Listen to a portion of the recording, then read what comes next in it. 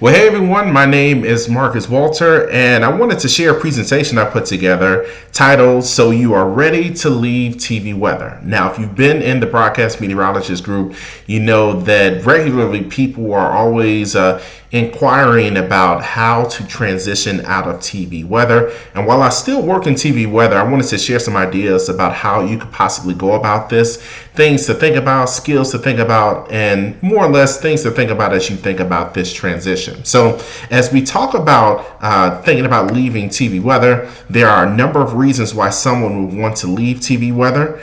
Whatever the reason, there are options for you. In this presentation, I will help you understand what transferable skills TV meteorologists have, help you think about the jobs that may be available to you, and give you resources to find jobs and support for your career change. Now, as we talk about TV meteorologists, I feel like we have a number of transferable skills. We have science communication skills, we have communication skills in general, public speaking, we do it regularly, we write news articles and web articles and forecast discussions. We also have skills involving weather forecasting, video editing, especially now with social media and a lot of the content that people put out, social media skills in general, moderating, and even teaching. Some of us teach outside of our regular job, and we teach on the job too, educating the public about weather. We also have the ability to work in teams. Some of us manage teams, some of us are a part of teams, and we have leadership skills as well. All of that will be transferable as a TV meteorologist to other industries. And then on top of that, we know how to work under pressure. We know how to work in breaking news situations, and those are skills. That is a skill that's definitely helpful as you explore different career options. So you may be wondering where to look for jobs. So you can look in the public sector. That means looking at U.S. city and government jobs. So U.S. cities and governments, they hire different people for different positions. Your skills, your transferable skills could work with jobs in those areas. You can also think about the private sector. There are companies like DTN and AccuWeather, but there are plenty more out there that you can find and search and look for opportunities to find another career or shift your focus from TV to maybe something else in the weather sector. You can work for energy companies like utility companies, especially in Texas. That's the high demand industry. There are a number of meteorologists that work in Texas as they continue to monitor the energy uses of that state, but other states hire meteorologists as well. And then you can even teach at the elementary level, the high school level, and even the college level. Now, there may be some things you need to do to make that happen, but it may be more accessible than you would think, especially if you're thinking about teaching in a private school. A lot of times with private schools, you don't necessarily need to have a teaching degree specifically. You can use your bachelor's degree and find employment.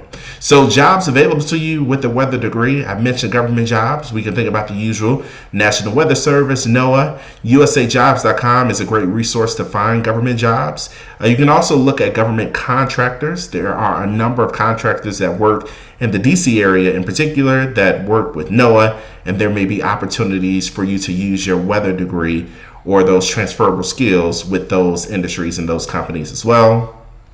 I mentioned teaching. Again, you can teach at the public level or private level. For public school teaching, you may have to go back to school and you'll likely have to get licensed. I know Texas is a fairly easy state to get licensed. All you need there is usually just a bachelor's degree, and you may have to take some online training, but you should be able to find employment, or you should be able to become a teacher in Texas. But you can also look at private schools. Private schools may not require you to go back to school. They may just want to see that you have a bachelor's degree or that you have a skill set in the area that they're looking for teachers in. You can also work as a substitute teacher. Again, you would have to look up the qualifications for that, but I think it's a little less strenuous. You still may have to get a teaching license if you're trying to substitute teach in a public school. But there usually is a demand for science teachers and math teachers. And since we come from a science and math background, this may work for you as you think about a career transition. And let's say you don't have to do these careers forever, but this may help you and give you time as you figure out what's next with your career. At the collegiate level, you usually need a master's degree to do some type of teaching, but not always. Especially with private schools again. So you can look into colleges, universities that have meteorology, science, math again, science, communications courses, even broadcast courses, all of that you could teach because you have expertise in that area. And as you specifically focus on science communication, you can look at potentially working for organizations like the AMS, the National Weather Association, or you can use those organizations to find opportunities. The same goes for AAAS and even companies and organizations like Climate Central. They hire meteorologists, and there have been a few broadcast meteorologists that have went over to Climate Central and have been able to enjoy their time working for that company in particular. So more about jobs that are available to you. You could also think about emergency management. I know some of you have emergency management in your background, especially those of you who went to Millersville University. They have a pretty well-known emergency management program. But you could also look up usajobs.com, or you can look with local governments, local state governments that have emergency management organizations. They may have opportunities where you could potentially find employment. You can also look at organizations like the Red Cross and similar organizations that help people out after disasters, even before disasters. Again, because you have expertise in communicating weather, especially in breaking news situations and severe weather situations, those skills should be very helpful, and you should understand the world that the Red Cross operates in, or you can learn more about it for sure, but you should be familiar with what they do and what matters to them because of the work that you do every single day. You can also think about entrepreneurship, especially if you're a strong forecaster. You can think about weather consulting in particular. You can look into getting the Certified Consulting Meteorologist seal from the AMS just to stand out. But you can also think about reaching out to local venues and outdoor events that are taking place and seeing if they would pay you to provide weather service for their events. So that way they can keep people safe. Again, that is a safety issue for a lot of these events. So this may be an opportunity for you to branch out on your own. And this is just an example of some of the things you could do. But with you being a known figure in the community, that may help you stand out if you stay in your community as you leave TV weather. You can also think about social media. As many of you know, many people make money from social media now, especially people who develop a large following in the weather area and the weather space. People have found success forecasting and providing weather updates via social media. Okay, more about jobs that are available to you. You can think about public relations. There's a lot of news folks that switch from news to public relations, so there definitely is a pipeline to do that. You can think about becoming a public information officer as well. As mentioned, you can think about governments, you can think about school systems, even company spokespersons. You can think about all those areas, and those could be areas that you look for employment. You can even potentially go back to graduate school. Some of you may have an interest in research, switching from daily forecasting to more research of the weather. And some of you may have an interest in teaching. If you go to grad school, you could potentially get that master's degree if you don't have it and be able to teach at the collegiate level in terms of atmospheric sciences. But again, you don't always need to have a master's degree to teach, but some of you may even want to go on and get a PhD and stay in the research area. We talked about forecasting briefly, but there are a number of companies that hire meteorologists that are good at forecasting or have an interest in forecasting. We know energy companies, utility companies, insurance companies, even retail companies like Walmart, Target, Home Depot, Amazon.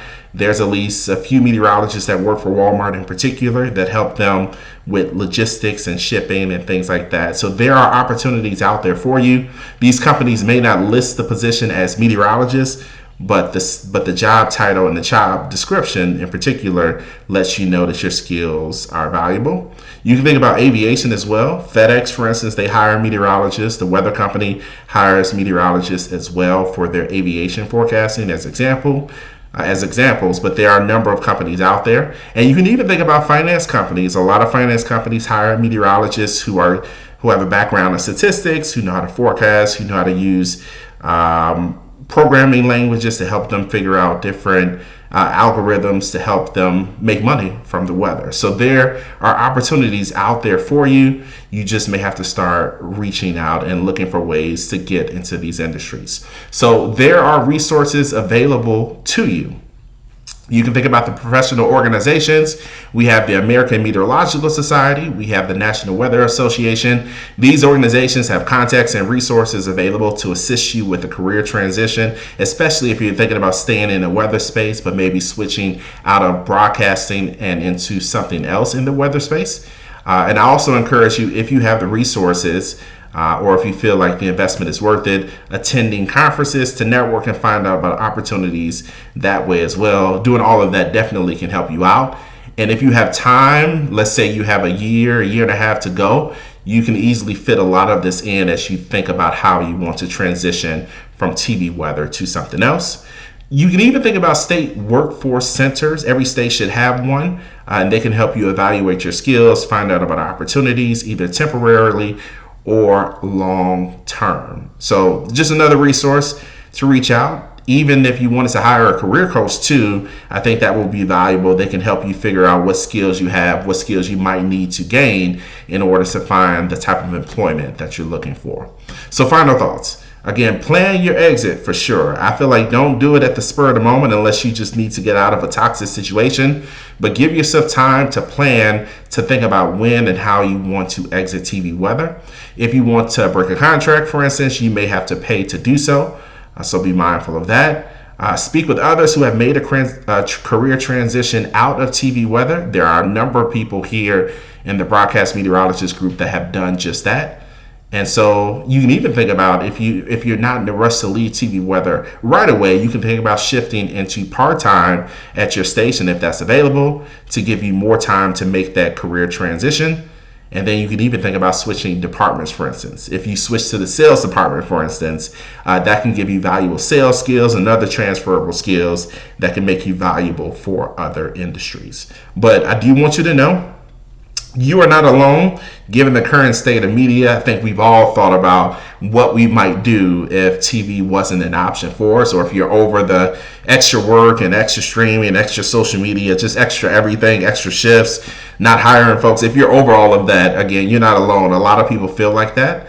So I feel like you can ask for help from other meteorologists in the group, meteorologists you may know in the industry, and they can help you figure out how to handle everything. But again, this is just a quick presentation just to get the ideas flowing. This is not the end all be all presentation of how you could transition out of TV weather. But again, the goal of this was just to help you figure out more or less ways you can make this happen if you're serious about leaving TV weather. All right, let me know if you have any questions. Again, you have resources that are available to you.